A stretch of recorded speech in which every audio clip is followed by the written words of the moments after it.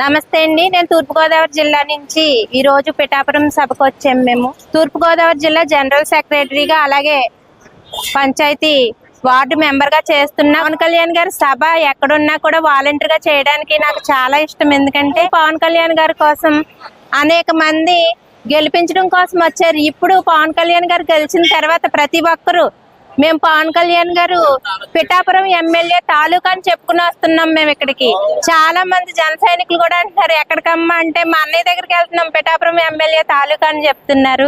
ఎన్నాళ్ళ నుంచో వేచున్న కళ ఇది. ఈ కళ ఈ రోజు నెరవేరుతుంది. గెలిచిన తర్వాత మళ్ళీ డిప్యూటీ సీఎం గా పవన్ కళ్యాణ్ గారిని చూడడం, ఇక్కడ పవన్ కళ్యాణ్ గారికి ఇప్పుడు వరకు ఏది రాకూడదని ఆపదని చెప్పి వెళ్ళేవాళ్ళు. ఇప్పుడు మేము ప్రతి గ్రామానికి వచ్చి పిలవడం వల్ల ప్రజలకు ఎలా ఉందంటే అన్నీ గెలిచిన తర్వాత కూడా మమ్మల్ని పిలుస్తున్నారు, బొట్టు పెట్టి పిలవమన్నారు మహిళల్ని అని చెప్పి మహిళలు చాలా చాలా హ్యాపీ ఉన్నారు.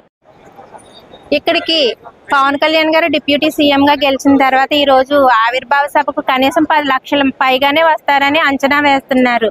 కాబట్టి పవన్ కళ్యాణ్ గారు ఎవ్వరూ ఆకలితో ఉండకూడదు, దాహంతో ఉండకూడదు అనే కాన్సెప్ట్ మీద ప్రతి ఒక్కరికి ఆహారం, మంచినీరు, మజ్జిగ ప్యాకెట్లు అన్ని సొంత ఖర్చులతో పెట్టుకుంటున్నారు.